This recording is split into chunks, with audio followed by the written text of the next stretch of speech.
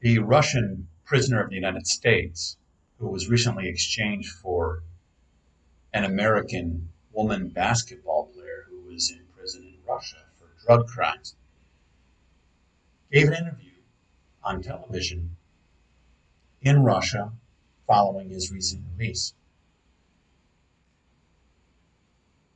Societal suicide was how he described what was going on in America and in the West. And he couldn't be more right. Yesterday, the cabinet of Afghanistan announced that they had issued an order that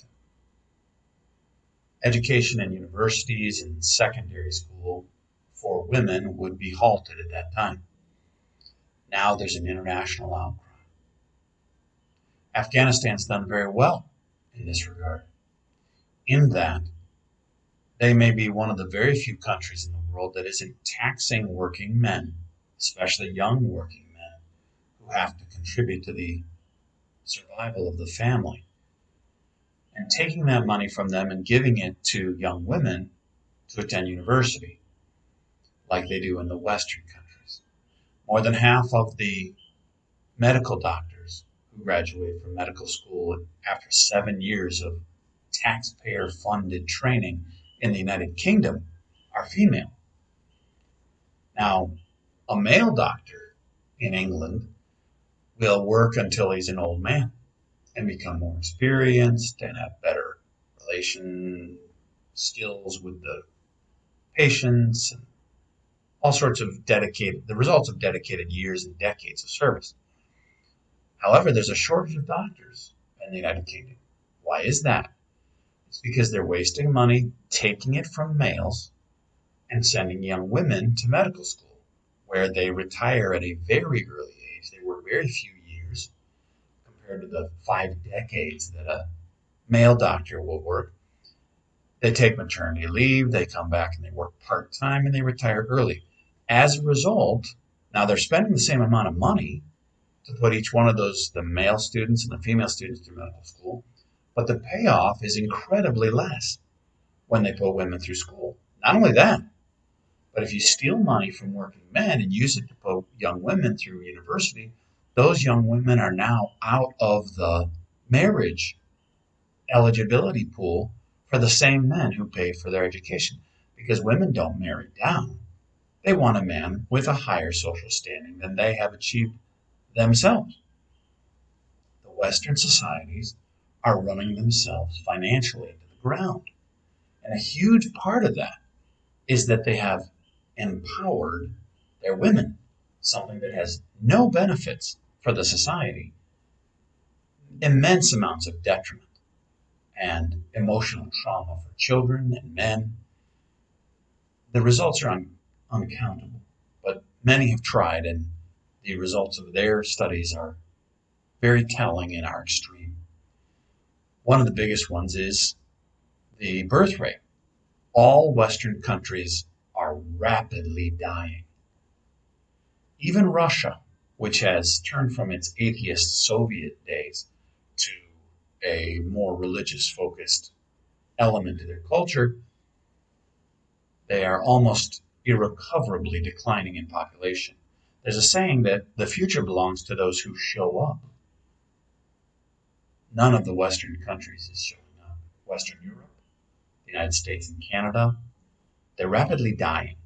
And other stronger, better peoples, and by better I mean people who live more righteously, will come in and take their land and take over their governments. That's what's happening before our eyes. And the trend is continuing. Now, of course, a big factor to this process has been communism. The Chinese are dying more rapidly than any other people group. They've collapsed. And the Russians, as already mentioned, have been dying for a long time, as in terms of the numbers of their people. Because feminism is the first foundational piece of communism. And now that the Western countries, France and Germany and the United States and Canada, others like that, have adopted communism, they don't say that out loud, but that's the fact. And they have abandoned morality.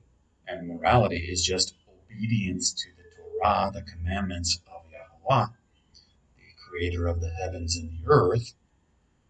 They're dying out and their economies are in shambles, especially the United States, the biggest debtor in the history of the world. However, when Afghanistan announced that they would do an intelligent, righteous, reasonable policy, not to take money from working men and use it to provide university training for women who will retire early and not provide the payback that's required, even if all other things were equal, they are being lambasted from every corner and saying that they can't be recognized as a legitimate nation because they don't steal to subsidize feminism. The results, however, will be that Afghanistan will thrive more than they otherwise did. And their men will be happier. And their women will be happier. Because the happiness of women in all Western countries has been dropping for decades. The blessing is with obedience. He's given us a good law, the good law. And he says about obedience, look, I'm placing before you life and death. Therefore choose life, that you may live. Now, among those choices between life and death, here are two of his commandments that apply to what we talked about today. The first commandment he ever gave us was be fruitful, multiply, and cover the earth. Another commandment, one of the big 10, that he orders us, he commands us, thou shalt not steal. Now, this latest move by Afghanistan is excellent and good. It will result in great benefits for their country and for their people. And it will help them to comply with these commands.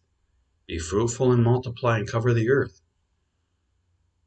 This latest policy will increase the fruitfulness of their people. They'll have bigger and stronger and better families than they otherwise would if they had not implemented this policy. They're planning to show up for the future, and the future belongs to those who show up.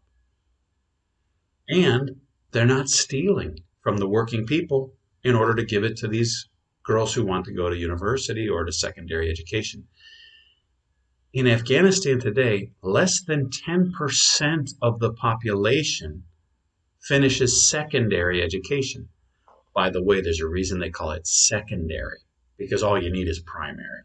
But if you want to go on, there's secondary. In the United States, we say high school. Well, there's a reason they say high, because it's beyond what's needed and what's normal. It's higher than those. Only 10% of their population completes secondary education. Why would you take any more of the money to put girls through those schools that you'd have to have a much higher percentage? It doesn't make any sense on any level. But most important is obedience. They're not stealing from the productive in order to give that money to send girls through university. The working men next door don't owe your daughter anything. They don't owe your sister anything. If you want your daughters to go to some sort of education, pay for it yourself. Or they can work, maybe, to pay for it.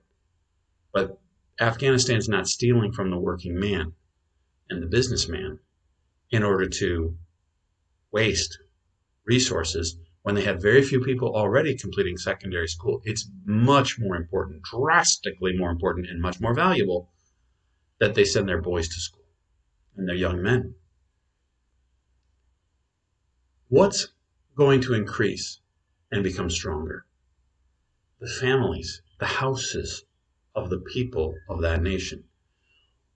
What's not going to become stronger? What's not going to increase? Centralized power, tyrannical governments. Those are the ones who don't want us to have strong families and big families. Tyrannical governments want to take each of the people and make, well, look at the Western model. The President of the United States or the federal government of the United States is the husband and father of every female in the country. They have, through their legal means, their illegal means, but through their statutory processes of their legislative processes, destroyed all the families. Even the families that look like families and are still living together are swimming in an acid bath designed to tear their families apart and take each of their children and turn them into some sort of servant of the central government, of the society. It's not a society. It's a tyranny, and that's true of most of the Western countries. But the Afghanis aren't putting up with that. At least their leadership isn't putting up with that.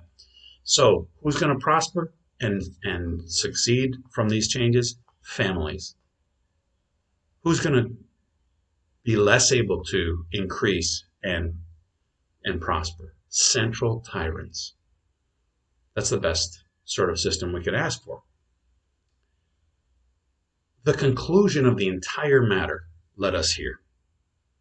The Elohim, fear, and his commandments, guard. For Elohim will bring into judgment every work, including all that is hidden, whether good or evil.